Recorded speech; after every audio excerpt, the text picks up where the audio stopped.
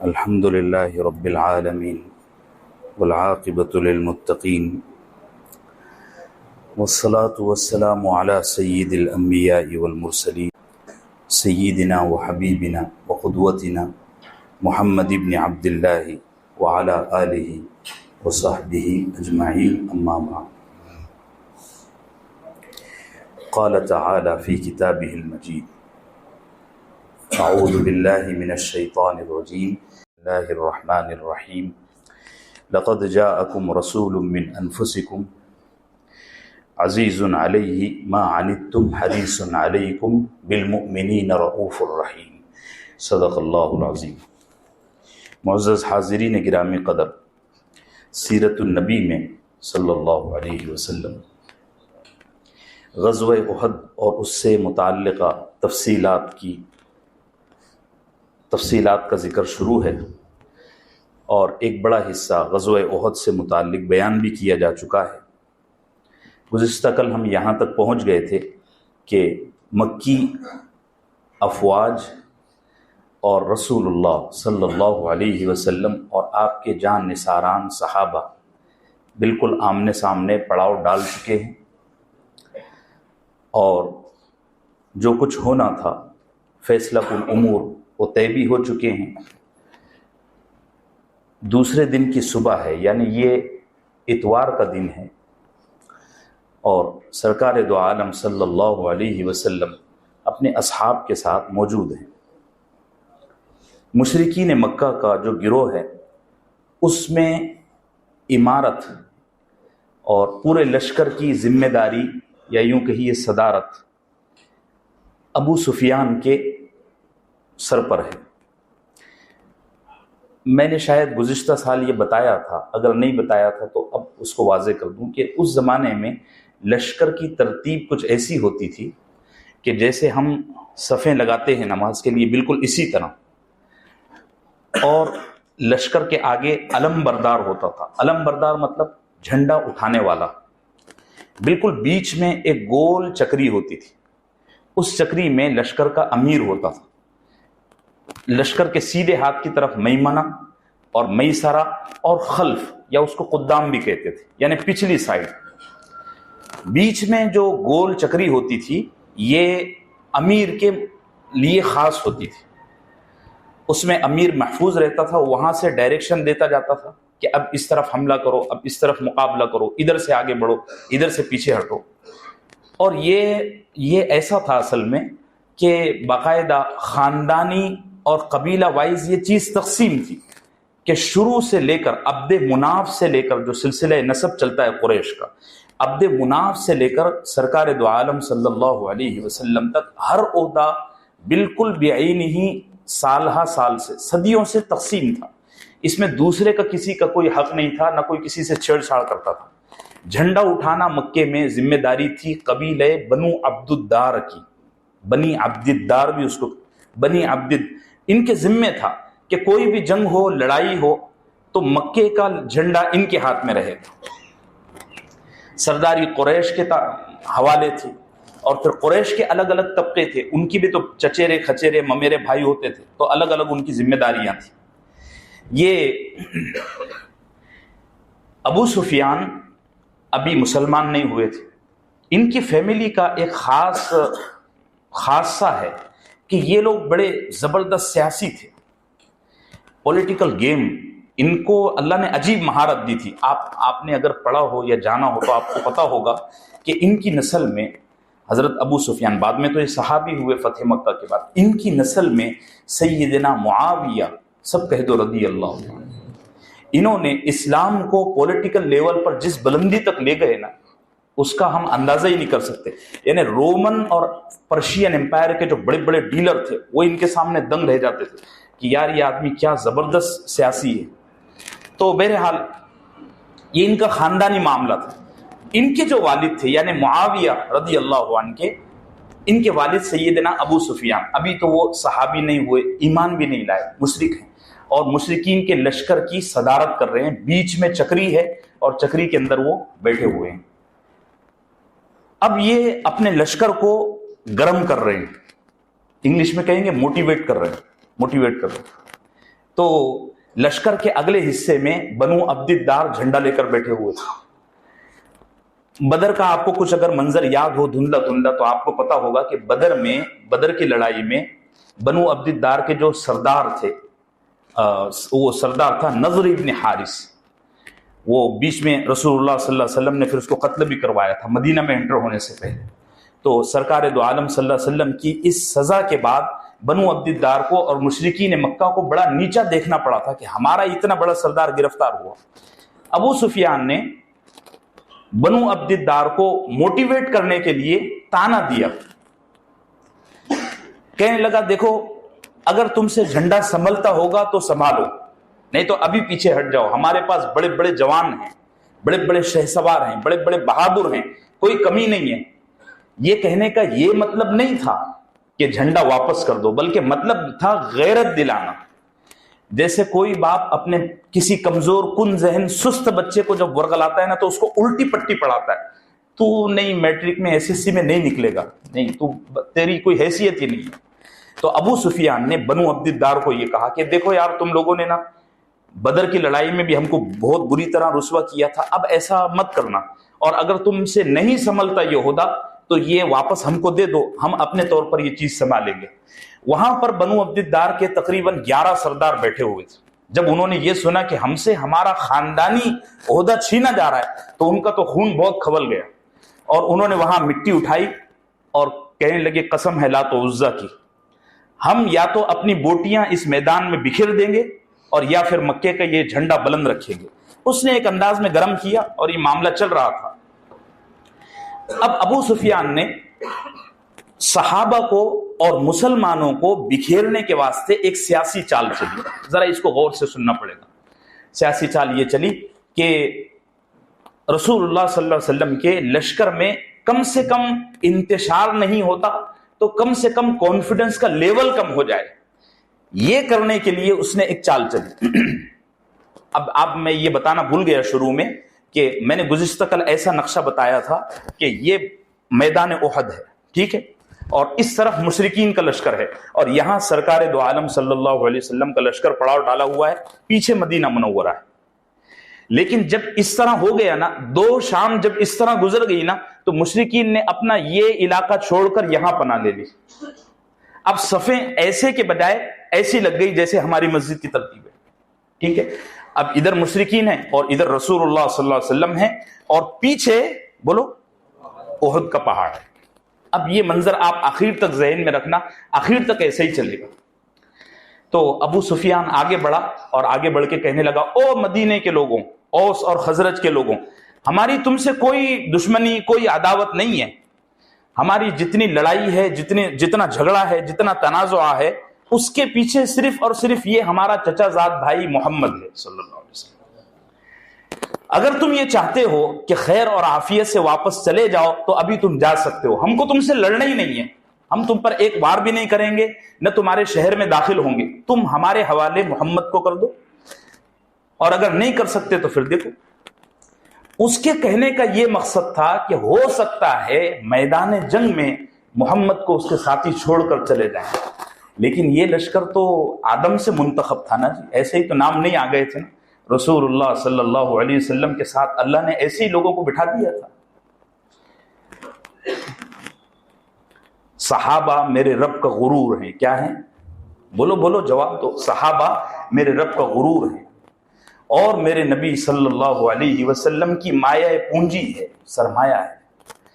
Doctor اسرار صاحب رحمۃ اللہ علیہ فرمایا کرتے تھے کہ صحابہ پر رسول اللہ صلی اللہ علیہ وسلم نے اپنے آپ کو انویسٹ کیا ہے. کوئی معمولی آدمی جب کسی جگہ پیسہ انویسٹ کرتا ہے کتنا چیک کرتا ہے کہ یہ کمپنی کیسی ہے، کوئی فراڈ تو نہیں ہے، یہ تو نہیں ہو.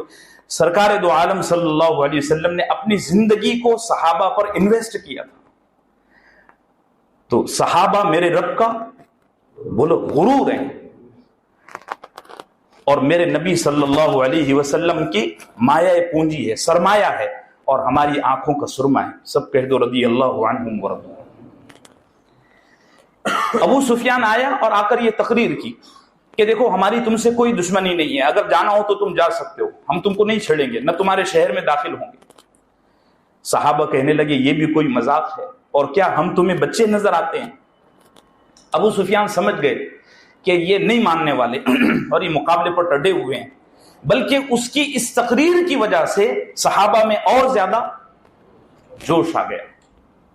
وہ یہ کہہ کر چلا گیا، لیکن ایک اگلا پلان سنو۔ اگلا پلان یہ تھا کہ مدینے کا ایک بدماش بھگوڑا، اس کا نام تو پتہ نہیں، اس کو رسول اللہ صلی اللہ علیہ وسلم نے فاسق کا لقب دیا تھا۔ جیسے مکے میں ابو جہل کا لقب دیا تھا، ایسا مدینے میں اس کو فاسق کا لقب دیا تھا۔ اس کی بڑی لمبی چوڑی ہسٹری ہے، 2-3 چیزیں میں بتا دیتا ہوں۔ یہ مدینہ منورہ میں اوس قبیلے کا بڑا عزت دار آدمی تھا، اور اس کو یہ تمنا تھی کہ میں اپنے باپ کے بعد یا اپنے چچا کے مرنے کے بعد اپنے قبیلے کا سب سے بڑا سردار بنوں گا۔ لیکن عین سردار بنتے ٹائم یوں کہیے اس کا شپت گرہن ہو رہا ہوگا، اسی وقت سرکار دو عالم صلی اللہ علیہ وسلم مدینہ چلے گئے۔ اب اس کو بڑا صدمہ ہوا، تو شروع میں تو یہ منافق بن کر رہتا رہا، لیکن جب معاملہ برداشت سے باہر ہو گیا اور حسد کی آگ کلیجے سے باہر نکل گئی، تو یہ مدینے سے بھاگ کر مکہ چلا گیا، اور اس نے اپنی زندگی رسول اللہ صلی اللہ علیہ وسلم کے خلاف لگا دی۔ اس نے مشرکین مکہ سے کہا، تم لوگ میرے خاندان والوں کو جانتے نہیں ہو، میری خاندان والوں کو جب میں جا کر سمجھاؤں گا نا، تو چونکہ ہمارا خون اور ڈی این اے ملا ہوا ہے تو میری بات کو جلدی سمجھ لیں گے۔ ہاں، اس کا نام عبد عمرو تھا، اور رسول اللہ صلی اللہ علیہ وسلم نے اس کو لقب دیا تھا فاسق کا، اور عام کتابوں میں مصنفین نے اس کو مدینے کا بھگوڑا لکھا ہے۔ مدینے سے بھاگ کر یہ گیا تھا، مشرکین کی دعوتیں اور ان کے ٹکڑے پر پلتا تھا۔ میدان جنگ میں یہ اوس کے پاس آیا اور آ کر کہنے لگا، میری خاندان کے لوگوں، کیا تم کو اتنی بھی سمجھ نہیں؟ ایک البیلے نامعلوم گمنام آدمی جو یتیم ہے، جو غریب ہے، مفلس ہے، نادار ہے، اس کے واسطے تم اتنے بڑے بڑے سرداروں سے جنگ لڑ رہے ہو؟ یہ بھی کوئی بات ہوتی ہے؟ تو ایک صحابی کھڑے ہوئے اوس کے، اسی کے خاندان کے، اور کہنے لگے، تو چلا جا، پہلے تو بھاگ کر گیا تھا تو خیر عافیت سے پہنچ گیا تھا، خامخواہ کائے کو بیچ میں گیم خراب کرتا، نکل جائے یہاں سے۔ وہ مشرکین کے پاس گیا، چونکہ ادھر بڑی دعوتیں کھا کے آیا تھا اور یہ وعدہ کر کے آیا تھا کہ کم سے کم میں اپنے قبیلے کے لوگوں کو جنگ میں بھگاؤں گا، تو ادھر دعوتیں کھا لیا تھا، رشوت لے لیا تھا، عین موقع پر کام نہیں بنا تو ابو سفیان باتیں سنانے لگا کہ ہاں بہت بڑی بڑی ہانک رہا تھا، دیکھا محمد اور اس کے ساتھیوں کا کانفیڈنس۔ تو وہ کہنے لگا، اصل میں میرے خاندان کے لوگ نہ تمہارے ساتھ مل کر، تمہارے لوگوں کے ساتھ مل کر بہت بگڑ گئے۔ او کھسیانی بلی کھمبا نوچے۔ یہ میدان جنگ کا پورا منظر ہے۔ اب آپ بالکل میدان جنگ کا حال سنیے۔ سرکار دو عالم صلی اللہ علیہ وسلم نے اپنے اصحاب کی صفیں درست کی، بالکل ایسے ہی جیسے نماز کے لیے صفیں درست کی جاتی ہیں۔ ادھر مشرکین کی بھی صفیں درست ہو گئی۔ ہمارے یہاں یہ کرکٹ کے میچ ہوتے ہیں، تو کرکٹ کے میچ میں پہلا جو اوپننگ بیٹمین ہوتا ہے وہ ذرا بہت اہمیت کا حامل ہوتا ہے۔ پہلی اوور کس سے ڈلوانا ہے، پہلے بیٹنگ کس سے کروانا ہے۔ پرانی جنگوں میں بالکل یہی حال جنگوں کا ہوا کرتا تھا کہ پہلے کس کو للکارنے کے لیے اتارنا ہے۔ تو مکے والوں نے ایک بڑے ہی خوفناک گینڈے کو لایا تھا، اس کا نام تھا طلحہ ابن ابی طلحہ عبدری۔ اس کو صحابہ نے کبش القتیبہ کا لقب دیا تھا۔ کبش القتیبہ عربی میں کہتے ہیں سٹھیایا ہوا نشیلا گینڈا۔ یہ گینڈا دیکھیں آپ نے، یہ کیا کہتے ہیں، وہ بھیڑیا دیکھیں، وہ جو بڑے بڑے بال والا ہوتا ہے، مینڈا گینڈا نہیں، مینڈا کیا کہتے ہیں، شیپ، مینڈا۔ صحابہ نے اس کو مینڈا، میدان جنگ کا سٹھیایا ہوا مینڈے کا لقب دیا تھا۔ اچھا، حیرت کی بات میں آپ کو بتاؤں، سیرت حلبیہ یا کسی اور سیرت کی کتاب میں آپ کو یہ چیز مل جائے گی، میرا برسوں پرانا مطالعہ ہے۔ صحابہ اس کے بارے میں جنگ سے پہلے ہی باتیں کرتے تھے کہ وہ اگر اوپننگ پر اتر گیا نا تو اپنے مسئلے ہو جائیں گے۔ تو جب جنگ شروع ہوئی نا، تو جنگ شروع ہونے سے پہلے سرداران قریش نے اس کو آگے بڑھایا، طلحہ ابن ابی طلحہ عبدری کو۔ تو اس کو دیکھ کر صحابہ تھوڑے سہم گئے اور پیچھے ہٹے۔ وہ بیچ میں آیا. اچھا اتفاق کی بات کہ میدان جنگ کا جھنڈا بھی اس کے ہاتھ میں تھا. اتفاق کی بات کی یہ آگے بڑھا. یہ بڑا با کمال آدمی تھا. میں اس کو تفصیل کے ساتھ کیسے بیان کروں, ہمارے پاس بڑا وقت کم ہوتا ہے. یہ اس کا کانفیڈنس کا لیول آپ دیکھو. شراب کے نشے میں یہ جنگ لڑتا تھا, شراب کے نشے میں جنگ لڑتا تھا. اونٹ پر کھڑے ہو کر دونوں طرف سے تلواریں چلاتا تھا. کوئی معمولی بات نہیں تھی. وہ تو نبی کے صحابہ تھے اور ان کا ایمان تھا. اسی لیے تو میں کہہ رہا ہوں نا, صحابہ میرے رب کا غرور ہے. ہاں ذرا قرآن پڑھو تو مزہ آ جائے. اس دن میں چوتھا پارا پڑھ رہا تھا کل, تو رونگٹے کھڑے ہو جاتے ہیں کہ کیا نبی نے صحابہ کو تیار کیا تھا. اللہ اکبر. تو یہ آگے بڑھا اور کہنے لگا ہے کوئی میرے مقابلے کا, ابھی بھی موقع دیتا ہوں, چلے جاؤ جدھر سے آئے ادھر. تو بڑے بڑے صحابہ سہم گئے, پیچھے ہٹ گئے. سیدنا ابو دجانہ, سب کہہ دو رضی اللہ عنہ, انہوں نے ایسی کھنکار ماری. تو صحابہ کو لگا شاید ابو دجانہ آگے بڑھ رہے ہیں. کل کا قصہ بھی آپ کو ذہن میں ہوگا. لیکن ابو دجانہ آگے نہیں بڑھے. ایک دبلے پتلے نو عمر, جیسے کہیں گے کولا جوان, یہ جیسے عبد الرحمن ہے, ایسے نوجوان تھے حضرت سیدنا زبیر ابن عوام, سب کہہ دو رضی اللہ عنہ. یہ پورے جوش میں تھا. یہ جو گینڈا تھا نا, مینڈا, یہ پورے جوش میں تھا اور اپنے اونٹ پر کھڑا ہوا تھا اور دونوں طرف سے تلواریں گھما رہا تھا. خنجر بھی بدن پر لگے ہوئے تھے اور کوئی اس کے مقابلے میں اترنے کو تیار نہیں تھا. تقریباً یہ 10-12 منٹ کا گیم تھا. حضرت سیدنا زبیر ابن عوام رضی اللہ عنہ نے دیکھا کہ یہ اپنے نشے میں دھت ہے اور اس کو اس کا تکبر دماغ پر سوار ہو چکا ہے. تو زبیر ابن عوام رضی اللہ عنہ نے زمین سے اس کے اونٹ پر چھلانگ لگائی, سب کہہ دو رضی اللہ عنہ, اور اس کی گردن پکڑی اور کھٹ کر کے رسول اللہ صلی اللہ علیہ وسلم جو منظر دیکھا نا, تو آپ بڑے خوش ہوئے.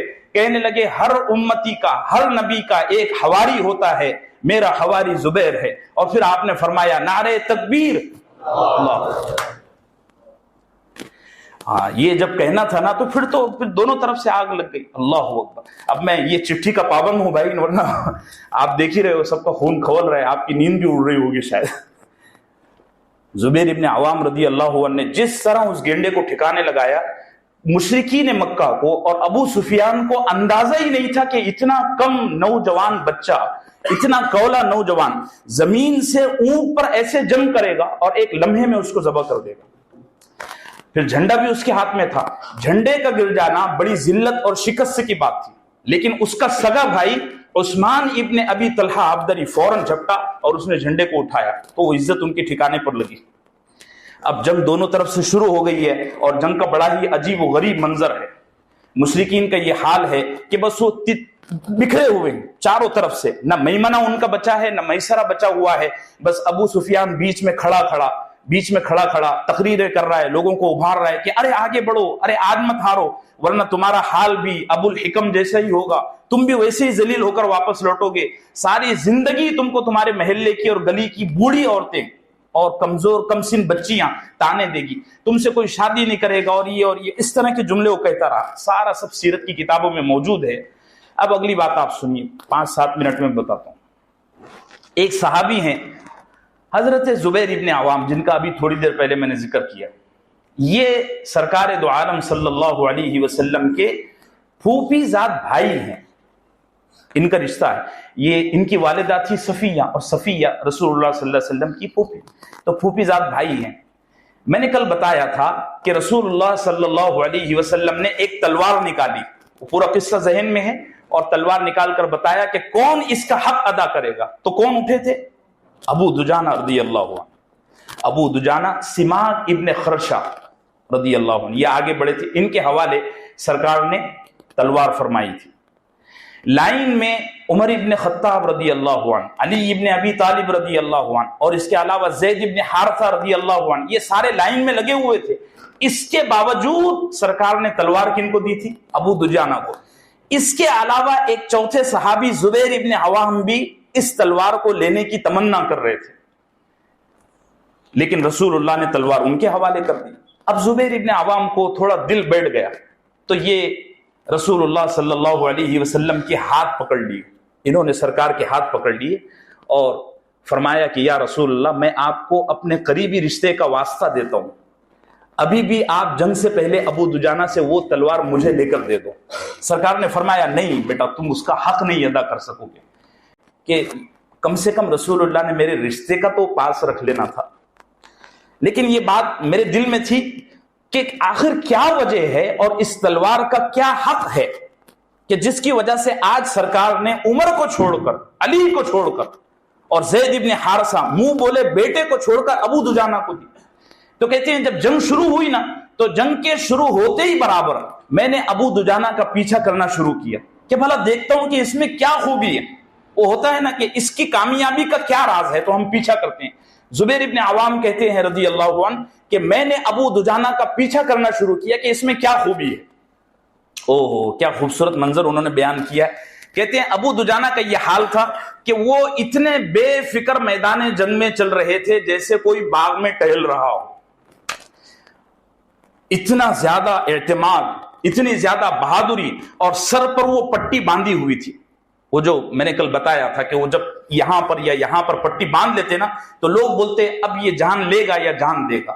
اور زبیر ابن عوام فرماتے ہیں کہ وہ میدان جنگ میں، اتنی شدت کی جنگ میں ایسا چل رہے تھے بے فکری کے ساتھ جیسے کوئی ہرے بھرے پھلوں کے باغ میں چلتا ہے، اور 10 کو 15 کو اس تلوار سے ایسے اڑا رہے تھے جیسے لوگ مکھیوں کو اڑاتے ہیں۔ یہ ان کا حال تھا۔ کہتے ہیں میں میدان جنگ میں تماشا دیکھ رہا تھا کہ ابو دجانہ کا کیا حال ہے، سبحان اللہ، کس طرح یہ بہادری کے ساتھ آگے بڑھ رہا ہے۔ اور جدھر انہوں نے 2-3 صفیں پار کی، لوگوں کو اندازہ ہو گیا کہ یہ بہت خطرناک آدمی ہے، مشرکین پھر یہ جدھر جاتے مشرکین کی صفیں ادھر سے بکھرنا شروع ہو جاتی۔ ابو دجانہ رضی اللہ عنہ آگے بڑھتے گئے۔ ایک کمبخت کمینہ مشرک کمزور مسلمانوں کو ذبح کر رہا تھا۔ اس نے یہ طے کیا ہوا تھا کہ میں کمزوروں کو ہی ماروں گا، جیسے میدان جنگ میں جو زخمی صحابہ پڑے ہوئے تھے، اسی طریقے سے جو جسمانی اعتبار سے کمزور تھے، وہ مشرک بڑی چال بازی کے ساتھ ایسے کمزوروں کو نشانہ بنا رہا تھا۔ اور وہ اتنا پھرتیلا تھا کہ حضرت زبیر ابن عوام فرماتے ہیں 1-2 دفعہ میں نے اس پر حملہ کیا بھی، لیکن اس کے پھرتیلے پن کی وجہ سے میں اس کا مقابلہ نہیں کر سکا۔ تو میں نے اللہ سے دعا کیا کہ اے اللہ اس کمبخت کو اور ابو دجانہ کو آپس میں بھڑا دے۔ سبحان اللہ۔ میں دعا کر رہا تھا اور تماشا دیکھ رہا تھا، تو یہ مجھے ہوتا ہوا نظر نہیں آیا، کیونکہ وہ کمبخت مشرک آؤٹ سائڈ چل رہا تھا اور ابو دجانہ بے فکری کے ساتھ ٹہل رہے تھے، بس باغ میں ٹہل رہے ہیں۔ تو اللہ جزائے خیر عطا فرمائے، درجات بلند فرمائے سیدنا زبیر ابن عوام کے۔ انہوں نے ایسی چال چلی کہ وہ جو مشرک تھا نا وہ بالکل اسی روٹ پر چلا گیا جہاں سے ابو دجانہ کو اگلے چند لمحوں میں گزرنا تھا، اور اس نے کئی مسلمانوں کو زخمی کیا تھا یا زخمی مسلمانوں کو شہید کر دیا تھا۔ وہ بڑا نقصان پہنچا رہا تھا، اور اس کے بدن پر زرہیں ایسی لگی ہوئی تھی کہ ان زرہوں کی وجہ سے کوئی مسلمان اس پر وار نہیں کرتا تھا، اور اگر وار کرتا بھی تھا تو کامیاب نہیں ہوتا تھا۔ پلس وہ آدمی بڑا پھرتیلا تھا۔ زبیر ابن عوام کہنے لگے کہ یہ بڑا مشکل معاملہ نظر آ رہا ہے، کوئی بھاری بھرکم اس کو آدمی چاہیے۔ حضرت زبیر ابن عوام نے اس کا رخ موڑا، این وہ اس موقع پر پہنچ گیا اور اس جگہ پر پہنچ گیا جہاں حضرت سیدنا ابو دجانہ رضی اللہ عنہ تھے۔ ابو دجانہ نے جیسے اس کو دیکھا تو اس نے بھی دیکھا کہ ارے یہ تو وہی آدمی ہے بھائی جو سب کو سلاتا ہوا آ رہا ہے۔ تو اس نے اپنے سارے خنجر اور تلوار نکالی اور سیدنا ابو دجانہ پر وار کیا۔ ادھر ابو دجانہ رضی اللہ عنہ نے اپنی تلوار سے وار کرنے کے بجائے تلوار کو دونوں ہاتھوں میں پکڑ لیا، ڈھال بنائی، حالانکہ ان کے ہاتھ میں ڈھال بھی تھی لیکن ڈھال تلوار کو بنائی۔ اس نے ایک وار کیا تو ابو دجانہ رضی اللہ عنہ نے اپنی تلوار کے ذریعے اس کو بچا لیا۔ پھر سیدنا ابو دجانہ رضی اللہ عنہ نے تلوار سے وار کیا، وہ ٹھکانے لگا۔ اللہ ان صحابہ کے درجات کو بلند فرمائے، اللہ ان کو اپنی شایان شان بدلہ عطا فرمائے۔ یہ میرے رب کا کیا ہے؟ غرور ہے۔ یہ جنگ چلتی رہی ظہر کے وقت تک، تقریباً ظہر کے وقت تک۔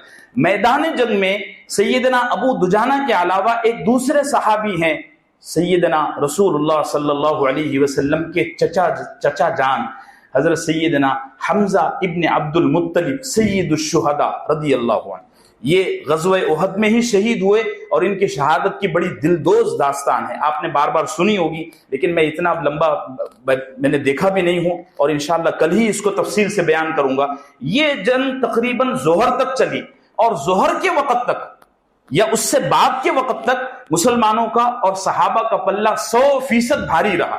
صحیح بخاری میں سیدنا برا ابن عازب رضی اللہ عنہ فرماتے ہیں، ہم نے سوچا کہ اب ظہر کا وقت ہو رہا ہے، نماز کا وقت ہو رہا ہے اور جنگ تو شدت اختیار کر رہی ہے، لیکن ظہر کا وقت ہونے سے پہلے ہی ہم نے دیکھا کہ مشرکین کی عورتیں اپنا گھونگٹ اٹھا کر بھاگ رہی ہیں، اپنے خیموں کو چھوڑ کر بھاگ رہی ہیں۔ وہ کہتے ہیں کہ میں نے یہاں تک دیکھا کہ ابو سفیان کی بیوی ہند بنت عتبہ، حالانکہ خاندانی عورتیں کبھی اپنا پیزب نہیں اٹھاتی تھی، نہ کبھی اپنا یہ لنگوٹ اٹھاتے نہیں تھے، عزت دار خاندانی عورتوں کا یہ وتیرہ تھا اس زمانے میں، بڑے باحجاب بانقاب رہا کرتی تھی۔